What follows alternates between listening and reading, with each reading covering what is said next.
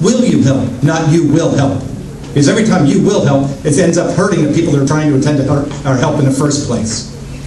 Arizona law was fine. We should have something similar to that in this state, because we have to defend ourselves when the government doesn't defend us, which is one of the 18 enumerated powers, which when I will remind Congress, is what they should be doing, instead of everything else they think they need to do. Appreciate it.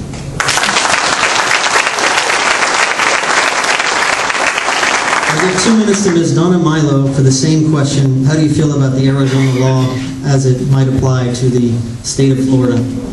I agree with the Arizona law.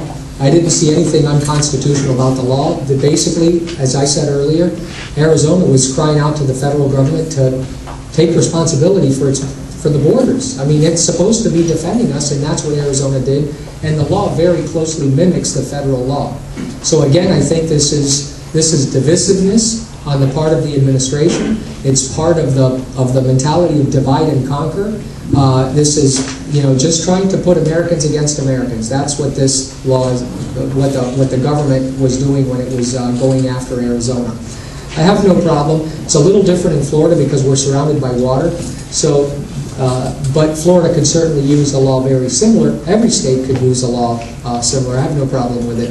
But I want to go back to the point earlier that I was making when I ran out of time, because even when we do that, even when we get our border under control, and even when we get when we get our immigration laws that are currently in place under control, we still have that issue of the people that are currently in our country illegally.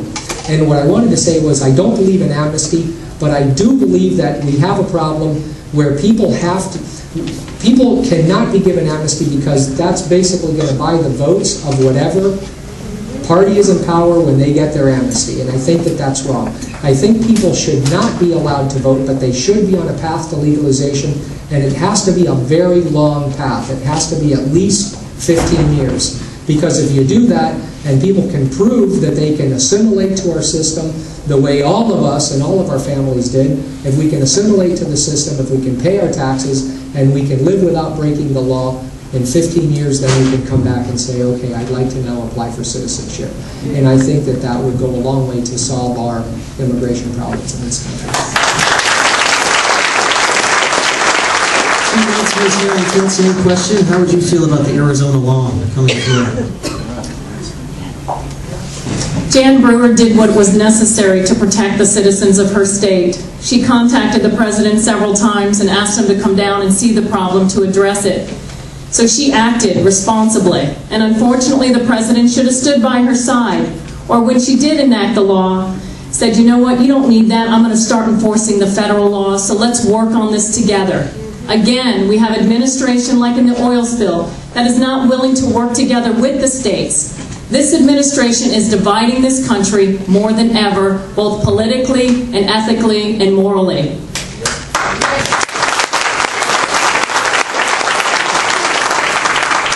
We need to consider a similar law, because even though we are surrounded by waters, I don't know if you're aware, but Cuba just announced that they will be laying off 1 million federal employees because they don't have the money to pay them. We have our own issues. Now, if they come to our land, the wet foot, dry foot. So we better be prepared as to what our plan is and how we are going to move forward to handle this situation. As American citizens, we have got to protect our borders. And for us here in Florida, it's a little bit different. But we're going to have to make some tough decisions as Americans, and you, the people, are going to have to let us know in Congress. How do you feel about the wet foot, dry foot? How do we handle the new illegals that are becoming here by boat?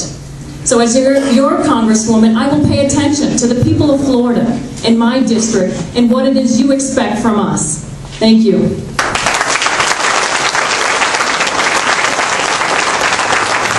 One last question dealing with immigration in the bottom of the box here. I'm going to give you 30 seconds on this one.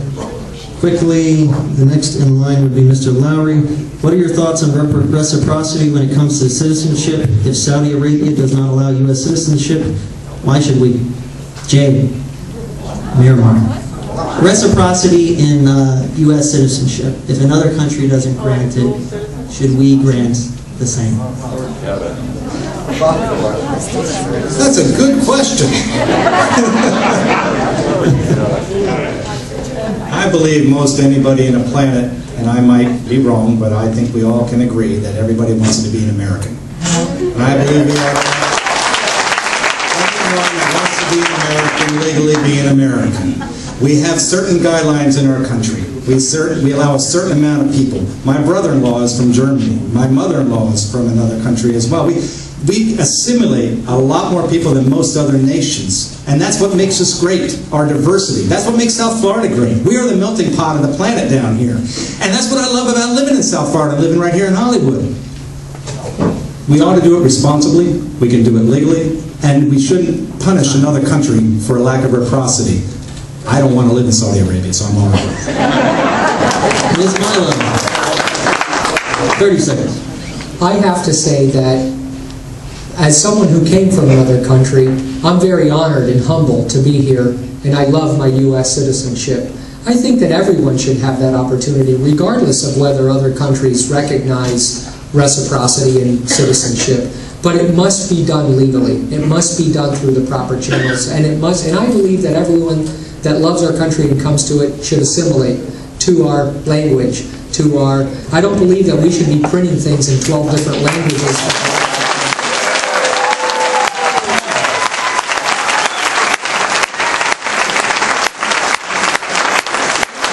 Ms. Harrington, 30 seconds, same question. Everybody wants to come to America because we are the greatest nation on the earth. And if Saudi Arabia doesn't want us to let us go there, well, that's okay with me.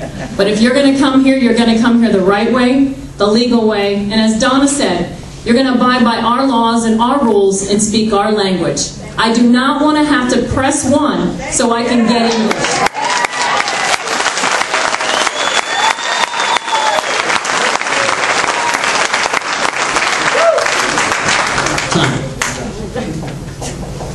One last question, not to do with any of these topics, it was just something that was thrown in the box. I'm going to give you 1 minute each. I'm going to start with Mr. Lowry, because he would be next in alphabetical. Please tell us about a recent incident from your life experience where you did what was right and it personally cost you something. This goes to character and integrity and is the most important answer. Good question. There's no ooh, it's just what was thrown in the box. It's not directed at anybody in particular. They'll each be given 1 minute. Character, in my belief, is not what you do when everything's going well, but when it kind of hits something. And that's what separates us all, and it's that crossroads that defines us as people. We've all had those instances, and we all knew what the right road was. But we can make a choice, can't we? And I'm struggling at a specific instance of where I could define my character. But suffice it to say that in my business, the decisions that I make on a daily basis affect over 500 lives. Not only the elderly that I care for, but the staff that works there. The decisions I make typically cost me economic grief and sometimes emotional grief because I have to decide to either do the right thing or the profitable thing. That's a daily decision for me. Time.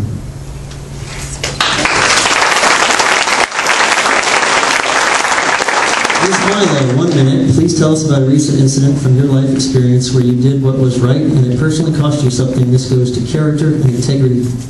That's an important question. Well, the thing that comes to mind is, as this economy has been shrinking and the failed policies of governments have caused our businesses to suffer, I've had to look a lot of my employees in the eyes and say, I have to let you go because I can't afford to pay you. And that's been really tough for me. And I've kept some people on, one in particular that comes to mind. He's older, he's retired, but he has children that he's taken care of. And he's elderly. Matter of fact, his retirement's not enough, so I've kept him on, and I pay him. Sometimes I don't have a lot for him to do, but I just do it because it's the right thing to do.